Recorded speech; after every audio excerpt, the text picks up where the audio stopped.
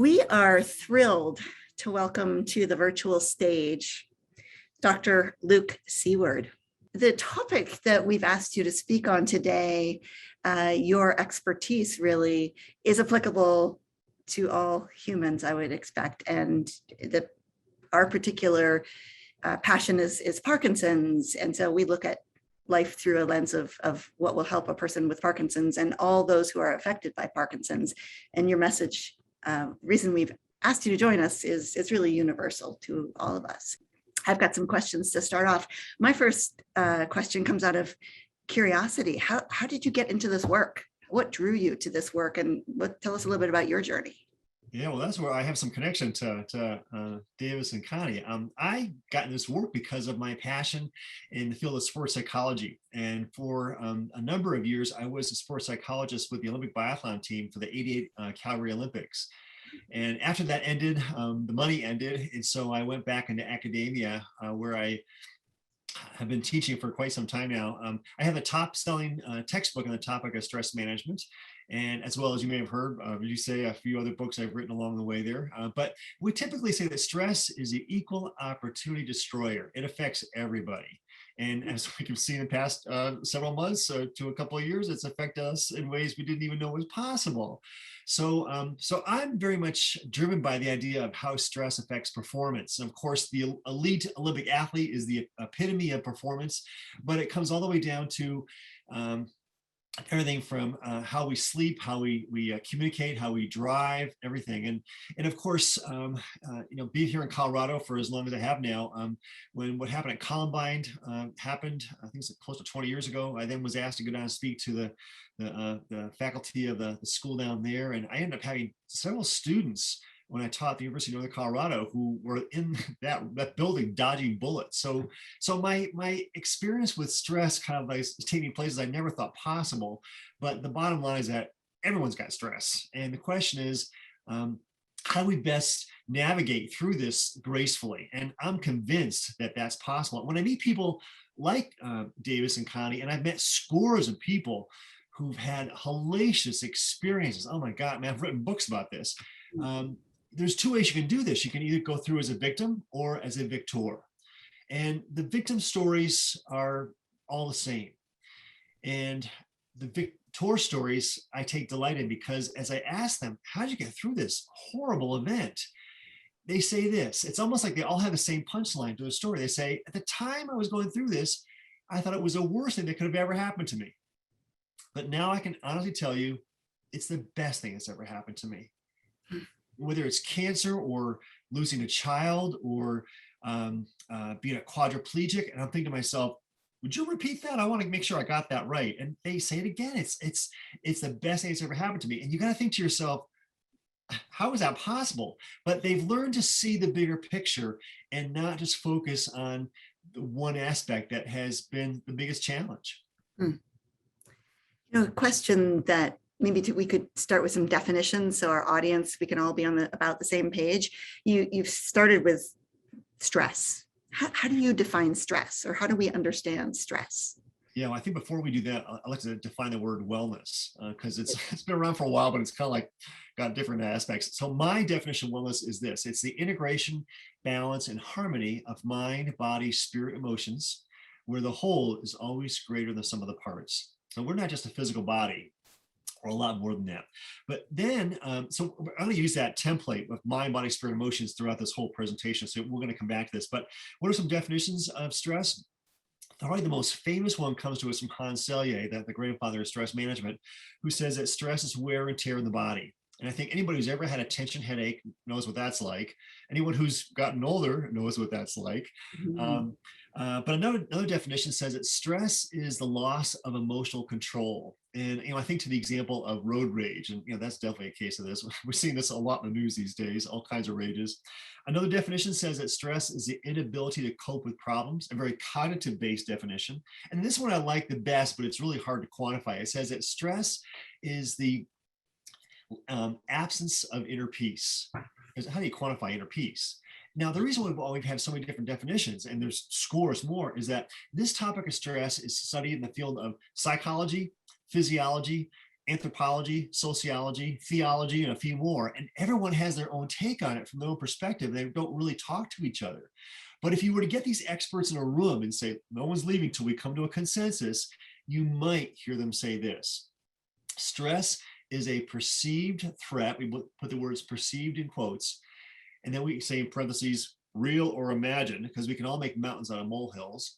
I love the quote from Mark Twain, who says, I'm an old man now, and I've known a great many problems in my life, most of which never happened. Stress is a perceived threat, real or imagined, to our mind, body, spirit, or emotions. And I want to focus on all four aspects, because so much of the Western biomedical model says that stress is a physical thing, and it's not. It's a lot more comprehensive than that. And also in this particular model of wellness, there's no division between mind and body, body and spirit, emotions. It's all one incredibly dynamic situation here. Yet in the Western mind, we tend to divide and conquer. And the physical is the most obvious because it's the most easily measurable: height, weight, blood pressure, cholesterol. But the mind is so important. The emotions, as Connie mentioned with mood, is so important. And how do you talk about spirit? It's not the same thing as religion. It's the health of the human spirit. It's the vitality. It's a lot more than that. But anyway, so those are some definitions. I got one more definition for you. How about this? Okay. Stress is any change you encounter in your life.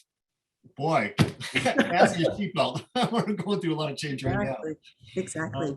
May I ask you a quick question or a quick thing? One of the symptoms of Parkinson's is a slowness of movement, a slowness of processing, and one of those is the thinking and processing and listening. So I'm going to ask that we maybe slow down a little bit, so our audience, that's okay, you don't know our community as well as we all do. If you wouldn't mind, we'll take this a little bit slower so people can understand, since we don't have a transcript yet for folks, and we will send the notes. So if you don't mind that, and I might ask you to repeat a few things so that we can grab onto them. If that, your excitement and your passion is getting me excited as well. So we'll try both. I speak faster, so I gotta slow it down some. Thank you. Well, yeah, we're also learning what your field, and it's so interesting, and we can do part 2 of this too next time for our audience. Sure. So another question is, somebody in the chat has Debbie Perkins has just asked, what then is mindfulness? Yeah, great question. And it is definitely the buzzword. It has been the buzzword for about the past 10 years. So I'm going to give you a simple explanation, because we could spend hours on this one question alone, and we don't have that much time. But mindfulness basically is learning to live in the present moment. Now, by and large, let me go back a page into our earlier discussion about definitions of stress. Wherever there is prolonged stress, there is ego. And the ego actually is what trips the fight or flight response. It says, danger, Will Robinson, we got problems here. So you need your ego. I live outside of Boulder. I could tell you, I see bumper stickers that say, kill the ego. And I'm like, no, don't do that. You need it. You need your ego. But when the ego gets involved outside of fight or flight survival, then all hell breaks loose. So mindfulness, the best definition I ever heard of mindfulness meditation is this: it's learning to domesticate the ego. And the tagline is, if you don't, you're going to have poop all over the place. So going back to the idea about ego, the ego pulls us out of the present moment into the past. And in the past, we have senses of anger and frustration, or the future, which is often about worry or anxiety. Fight or flight. Anger is fight, fear is flight. Those are the 2 primary stress emotions. So mindfulness says, let's live in the present moment and leave anger and fear out of the picture. And boy, we've all been living in sort of extreme present moment over the last 18 months, haven't we? Without being able to do much planning. Yeah, very much so. Yeah. Could you tell us what role that stress and mindfulness play in someone's mental health and well-being or wellness? Sure. So I like to break things down into short-term and long-term. And what we typically say is that in the short term, for survival purposes, stress actually is good. It helps you survive, the problem, the threat. Um, and short term is increased heart rate, increased breathing, increased sweat response. Sometimes your voice goes a few octaves. Um, but this doesn't last very long. You can't live like that. And so ultimately, we go back down to a lower state of being, hopefully, homeostasis. But the long-term effects can be problematic with stress that persists because what it does is it creates that definition of wear and tear in the body. It really causes havoc. And one of my favorite definitions or explanations about stress is this, that the body becomes the battlefield for the war games of the mind. If we don't learn to resolve stress, then it's going to have an effect on our physical body. And if we already have a problem or a situation like Parkinson's, then this is going to exacerbate it. I think the research is pretty clear on that. I could pick a number of diseases, but let's just focus right now on that one. This is going to cause more neural stimulation. It's going to cause more problems with the heart, the cardiovascular system, the immune system. Well, we could spend hours on this one too. Back when I was in college learning this, I was told that the association between stress and disease was about 50%, and that was a very, very liberal estimate. Hmm. Today, the experts are saying it's more like 90%, and that's a conservative estimate. And then when I learned this, Polly, that the cortisol, the primary stress hormone, and there's lots of them. We have this cocktail going through our body as we get stressed out, but cortisol is a big one. Cortisol, when it gets done with all of its responsibilities for fight or flight, which is to help increase blood pressure, heart rate, and even the glucose and free fatty acids, it does all kinds of stuff.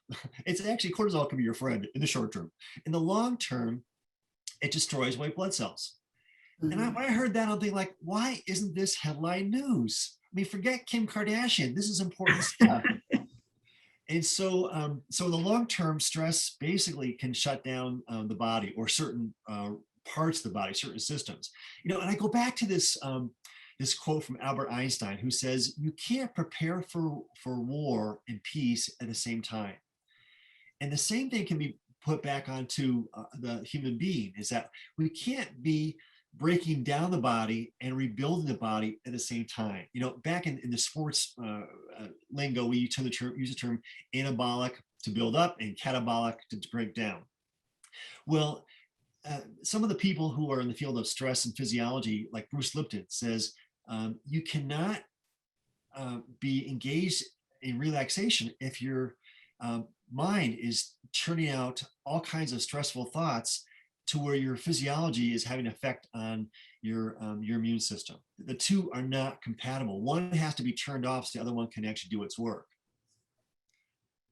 One of the questions from the audience is, would you be able to share one or two mindfulness practices or techniques that our audience could try on their own?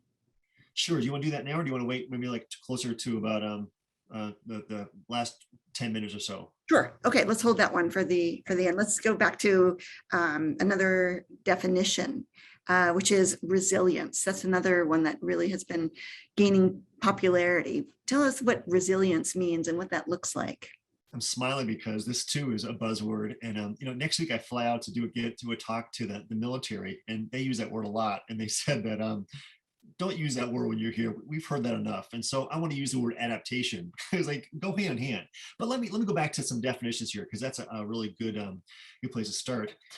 So first of all, I got to tell you that there is no agreement on what resiliency is. Everyone seems to have their own take on it. And I have to laugh because I've done several presentations, and some people say there's 3 principles of resiliency, and some people say there's 7 steps of resiliency. Some say there's 14 aspects of resiliency.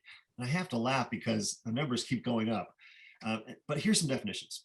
I'm going to read these to you because I don't have them memorized, but there's 2 of them, 2 I want to share with you.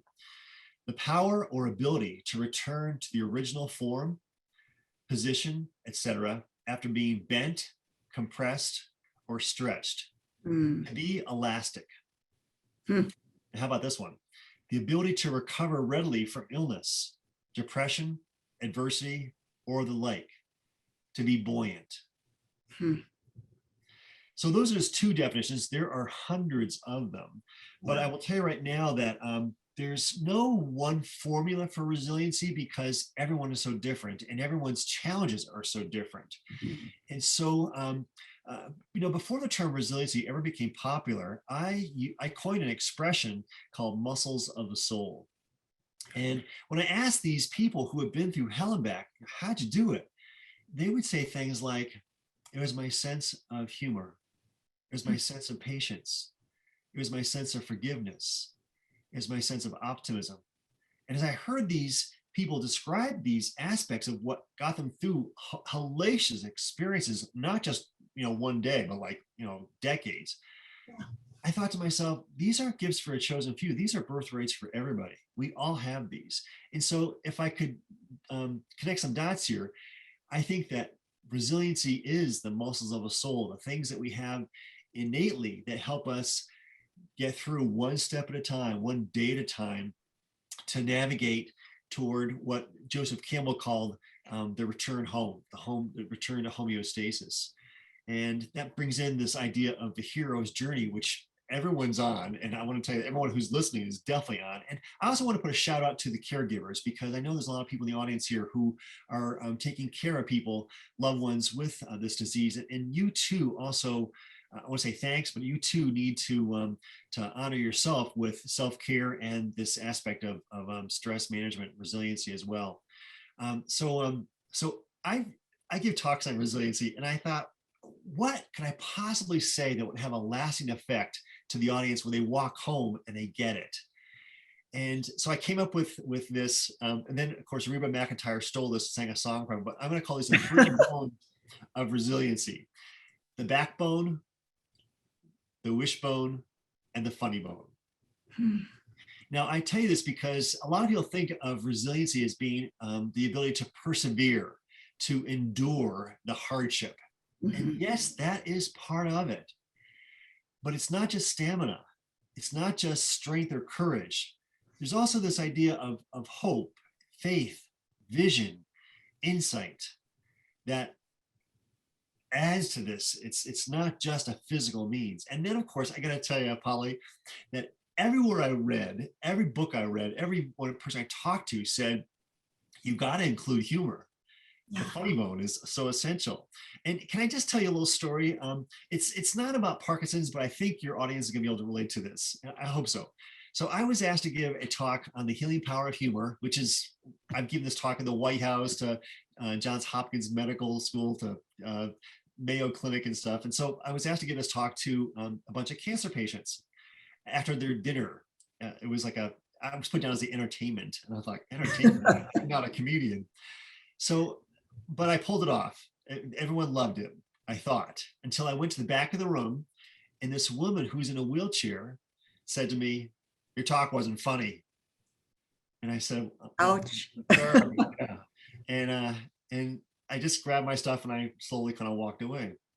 So I see this woman a year later, about 500 miles from where I last saw her. And I know it was her because she had the same yellow wheelchair with a basket in front. And she comes to my presentation. I think it was an all-day conference. And she comes an hour early. And she wheels up to where I'm getting ready for my stage a place here. And she says, I want to ask if you would grade my homework. And I gave everybody in the audience, I'm going to give it to you guys too, a homework assignment. And that is to build a tickler notebook. I want you to start looking for funny things, funny jokes, JPEGs, memes, Dear Abby letters, Dave Barry columns, something. Look for something funny every day that you can put in this notebook. And the research shows from people like Norman Cousins that not only do we got to take responsibility for our own health, but we need to actually focus our direction and without blinders on. We need to actually look for something like this. In this case, look for something funny. And the story is he actually got better doing humor therapy. So I gave everyone that night this assignment: build a tickler notebook. I give it to my college students. I give it to corporate executives. I give it to lawyers. I'm going to give it to everybody listening here for the Victory Summit. Start building a tickler notebook. And so this woman wheels up and she says, would you please grade my notebook? And I said, well, sure. I said, I think you get an A. And this thing was like the size of an LA Yellow Pages thing. It was huge. And she had gilded pages. I mean, it was amazing how much time she put into this. And I said, you definitely get an A. And she goes, no, take it to your room tonight and look through it and then give it to me tomorrow because I want you to grade it.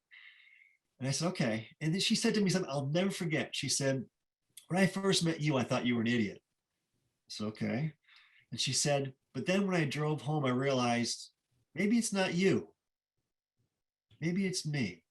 Hmm. She said, I've been a curmudgeon ever since I've been diagnosed with my disease.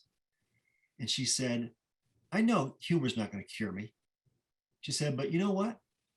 I said, what? And she said, I'm no longer a curmudgeon. That's Isn't that beautiful. beautiful? Yeah. That's wonderful. I was thinking we should probably have you do some stand up here for us, but to help us with some humor. Let's get back to stress. Okay. One of the things and one of the issues with Parkinson's is dealing with just the uncertainty of how a day is going to be, what the next month is going to be, what the future, how you compare yourself to others and how they're doing. How do people make peace, or do you have any suggestions of how people can make peace with uncertainty and the stress that's around that? Yeah, that is a great question. And we're definitely in times of uncertainty right now. And that's, I think, part of the landscape of stress is the fear of the unknown. And like I said, we've got lots of those cards being tossed at us every day. But first, let me go back a page to how I teach stress management, to whether it's a class or to an individual or to an athlete or anybody. And the approach I take is both coping and relaxation. Coping skills are those things that help us take a better perspective on what the problem is and work toward resolution. Okay. So it used to be people just taught stress management basically as relaxation techniques, but they kind of forgot the whole coping part. And so there's two types of coping skills. You're going to laugh at this: ineffective and effective.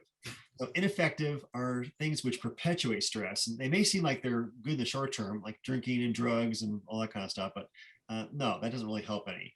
So I work toward the effective ones. And I just want to read you a short list of some of these, because then we'll come back to your question. So And we'll try to capture those in the notes for people on the side if you so. Okay. Tell us your list. The first one is reframing, and reframing is trying to change the perception so we're no longer threatened by it. So reframing, it's not going from the negative to the positive. It's actually seeing the whole picture. It's not just a delusional Pollyanna approach. It's saying, yeah, this is bad, but here's something to balance it out or to try and even it out just a little bit. So reframing is taking a new, fresh look at it. Another one is humor. We mentioned that. Gratitude. I loved how Connie and Davis mentioned that. Prayer is a big coping technique for a lot of people. I'm really into journaling. I love journal therapy, just writing your feelings down. But the new one is called poetry therapy, and sometimes just putting your thoughts into a verse, and they don't have to rhyme. But the thing about poetry therapy is, I love this expression. It says it makes order out of chaos. You can do that with words, and it begins to layer to other parts of your life. I'm a real big fan of creative problem solving, which is trying to look for options into the problems that we have. And we're never, if we don't have any options, then we get painted into a corner. So I'm a real big fan of that. And then, of course, I got humor therapy twice. Must be a reason for that. Anyways, those are different ways to which time management is a real classic one. Resource management is very, very important for people with all kinds of challenges. But those are some things how we basically take a look at the situation, and then we change the perception so we're no longer threatened by it, or minimize the threat, if you will. Now, the other side of the coin is relaxation skills, and that would be things like yoga and breathing and mindfulness and Tai Chi and even going out in nature. Exercise is a big one. I know you guys have mentioned that. So what we can do to try and intercept the stress response, I'm going to point at my neck so that the perceptions don't turn into chemicals and wreak havoc in our body. Hmm. So how do we deal with uncertainty? This is the $1 million question, if not the $1 trillion question. But the first thing I want to say is, how can we begin to shift the perception so we're not threatened by it? And let's go with some questions. Well, what things are we certain about? Well, we're certain about a lot about ourselves, that we have our mental faculties, we have a sense of humor, we have family, we have resources we can access. Those things are essential to gather in terms of the knowns, and then to know that we can access them at will if we can, or when we can. The other part of it is the uncertainty is things like creative options. Okay, so there's a lot of things we don't know about there. What can we actually plan for with options so that we're not painted into a corner, which a lot of times we can feel like we are. This whole bit about isolation and alienation with the lockdown and stuff. So those are some aspects too. But the most important thing I can say right now is first identify the levels of anxiety. Are there anxiety feelings there? And think to yourself, okay, what kind of fear is this? Is this the fear of failure? Is it like I'm not doing what I should be doing? Is this a fear of the unknown? Is this the fear of rejection? There's lots of different ways we can kind of identify this. And then, so much of the psychology of stress says, yeah, but is that really a fear? I mean, are you really being rejected? And then you go through this whole process and realize, well, not really. So we begin to bring the fear down to size, and then realize that maybe it's not so bad after all. And I don't want to make light of this. In fact, the last thing I want to do is espouse rainbows and unicorns, because I too am from Boulder. But I do want to say that it's important to grieve a situation. And obviously with a disease like this is definitely something to take very seriously. But at some point, we want to move out of the grieving process into the adaptation process. And that's part of the working with the unknown too, is how do we adapt to the changes that we're encountering? And we can all do that. That's a part of Kubler-Ross's death and dying model. First there's denial, can't believe this is happening to me. Then there's anger. We want to skip down to acceptance and then adaptation. And we've all actually had a lesson in adaptation with this COVID thing, but there's layers upon stress for everyone. And so what I want to say is a quote that I learned from this woman who survived the concentration camps, which to me is like the epitome of ultimate stress. I mean, I know there's a lot of bad ones out there, but that one I think takes the cake. And she said, giving up is the final solution to a temporary problem.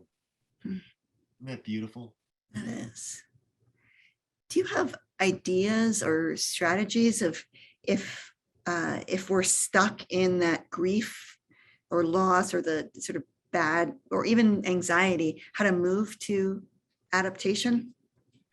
Yeah, one of the things that we recommend is do a little grieving ceremony. I write down how you're feeling and why you're feeling this way, and then it may be that just like when we have a funeral for someone who's died, we have a grieving ceremony for the loss of a situation. So it may be that one of the favorite things I hear from my students and participants in workshops is to plant something like a tree. And that tree becomes a symbol. As it grows, that's a symbol of yourself. And we got to prune it there, or maybe take some fruit and stuff, but or maybe it's a garden. Maybe it's planting bulbs and perennials in a garden. But something where we take the feeling and, as best we can, do something with it creatively. And so I know one person told me that they lost their child to cancer, and she began to go through photos and began to do poetry, and she put together this book. That was her grieving, but it was a celebration. And that's what I want to say, that this is, we begin with the what I call as a BMW, bitch, moan, and whine. And you're right, I mean, we all have a right to do that. But at some point we want to turn that into a neutral, and then we can get to a positive. So turn this into some kind of celebration. And that may sound odd for people who are hearing this, who have just been diagnosed. Like, celebrate what? The death of my life? I don't think so. That's okay. Take a moment to grieve where you are right now, and that's perfectly normal. It's perfectly natural, and I would be questioning the fact that if you didn't do that, because that's part of the process. But what we don't want to do is get caught up in perpetual grief, because then we get caught in the whirlpool of negativity. And so that's like what I said, that's victimization. And I love the expression that says, once a victim, twice a volunteer. Mm. Yeah, we see that folks who do best living with Parkinson's are those who are able to somehow get out of that stuckness, that grieving process, and move on, and then share their stories of how they've done so. Lorraine Wilson in our audience says, I have written on every theme you listed in your Managing Stress, a creative journal. One, a holy moment, fascinates me. What has been your experience when you lead a group through this, writing this type of journal exercise or journal entry? It's like we all have been taught how to fly. Oh, thank you so much. You're the one who bought the book. Okay. Yeah, holy moment. Well, I think in there I may have mentioned the fact that my dad was dying, and I ended up going to a dolphin place. I think it was SeaWorld, and I got hugged by a dolphin. How strange was that? I was like sitting there crying on this dolphin, empty pool tank, and this dolphin comes out from nowhere, and then I just felt compelled to hug it. That was a holy moment for me. I got to tell you, I have since had many, many more. But when we do that as exercise, when people share them, it's almost as if you take off all these wet clothes and you just float, or you fly. I mean, it's a magical moment when we realize that this is just a costume. We're so much more than that. And thank you. I got to come back to that theme. I got to put that on my Facebook page. Holy moments. Yeah, we need more of those. And that is, yeah, that's magic. I got to tell you a little story here. I can go on forever about this, but I take people on group trips to Ireland. And the very first year we were there, we go for summer solstice because that's one of the Irish Celtic holidays, if you will, more the light, So if you've ever been to Ireland, if you haven't, you just know it's a lot of clouds. I mean, like, it's a lot of rain. That's why I call it the Emerald Island. And so we're there for like, I don't know, 4 or 5 days, and then we see nothing but clouds the whole time. But we go to this place called the Gallerist Oratory, and we do this ceremony for summer solstice. And the song that is sung typically is Here Comes the Sun. And we did it at 10 o'clock at night. And we're in this little tiny stone church in the Dingle Peninsula. And all of a sudden, the clouds break open and the sun comes through, and this door is made specifically for this day. And the whole room lights up. And our tour guide grabs my elbow and he says, something magical is afoot. And I realized that the Irish use the term magical to mean spiritual. And so a holy moment definitely is a spiritual moment. That's great. Love that. Got a couple of other questions here. I'm going to, Dr. Pontone came on here. I'm going to put his video off because he'll be up next. Another question, we had said, let's get back to some strategies and some practices. So perhaps you could chat with us about some strategies for either mindfulness. We've talked about journaling. We've talked about moving out of grief, but do you have any other strategies that you might suggest for folks, whether it's stress strategies or mindfulness strategies or techniques, something people could walk away with today and say, I'm going to do this? Yeah, I'd like to everyone right now, if they could, if you got a piece of paper and pencil, draw a big circle on that blank piece of paper in the back of your book, and then draw a line north and south and east and west, and make the one quadrant body, the next quadrant emotions, the next quadrant mind, and the next quadrant spirit. So we're going to try and do something in all 4 quadrants. And I would like to encourage everyone to visit this mandala every day. And so I'd like to have you write in the quadrant for the body. What are some things you can do for the body? Now, maybe it's exercise, like Davis mentioned on a medicine ball. Maybe it's going for a walk. Maybe it's yoga. Any kind of physical activity put in there. Because what this is going to do is you're going to have a sympathetic rebound effect that's going to calm the nervous system. I can see that. Yep, that's it. Yep. I'm going to try to get stitches. We can do a visual for folks. This is really crude. I don't even know if you can see it. The 4 quadrants. Yep. So can you repeat again? Mind, body, spirit, and emotions. Great. Each quadrant has one of those aspects in it. And so in the body, we're going to write down some activities that we can do for bringing the body's nervous system down to more homeostasis. So maybe it's exercise. Hopefully it's exercise of some kind. Maybe it's yoga, even if it's like chair yoga, which is real big right now. And if you can't do chair yoga, you can do eye yoga. You know, we did, Connie and Davis did facial expressions. You can do that with your eyes, you know, upper right, lower left, like that. So yoga. A Tai Chi, and you can actually do chair Tai Chi too, just doing some Qigong with your hands, that kind of thing. So you get the idea. I know time's short here, so I'm going to hopefully cover all 4 of these. In terms of emotions, let's just put down humor. And I'm going to give you, again, the assignment for the Tico Notebook. Try and find one funny thing a day. And I guarantee if you keep that mindset, you're going to find more than one. Okay. Also, in emotions, and this is just me, so if you don't like my ideas, just don't use them. But music to me is very emotional, so I make a new playlist. In fact, I have one called Above the Fray, songs that lift me up, raise my spirits. And the song Happy is on there. The song from, oh God, what's that one? I forgot now, but they did a video with all the old-fashioned movie scenes there. It's about dancing. Uptown Funk is it. So maybe like 10 songs, make a new playlist of songs that lift your spirits. Okay, so, and poetry can be emotional too. So if you want, you can do some poetry therapy there, maybe like do a poem, not every day, but you know, just maybe like once a month or something like that. For the mind, now let's talk about mindfulness. The mind basically is how well we perceive information, how well we process information, and how well we communicate information. So it's all about information, at least at some perspective there. So I like to actually sit quietly, sit still, and just focus on my breathing. Now, we did that earlier today with Connie and Davis. This is one type of meditation, mindfulness meditation, to be present moment with your breath. Some of you may have heard the term energy work, and that's where, and Holly, I can send this script to you and you can post it if you want. It's called an energy ball, where you actually just imagine that you're holding a Nerf ball just made of light. And you just focus on that. And then you, sometimes when I first learned this, you may have noticed I don't have any hair. When I first learned this, I had some. I was trying to make more grow back, so I bring it over my head. You know, it didn't do much, but my skin looked really good. Anyway, so that's another example of mindfulness.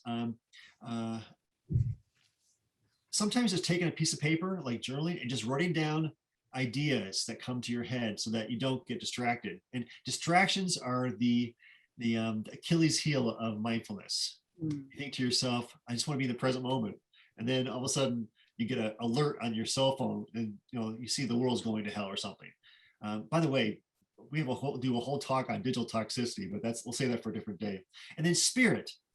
Now, a lot of things with spirit, you may say, are tied to emotions. Humor is again, a very spiritual thing. Not sarcasm, I might add, but by the way, I learned the word blessed silly is another word for blessed.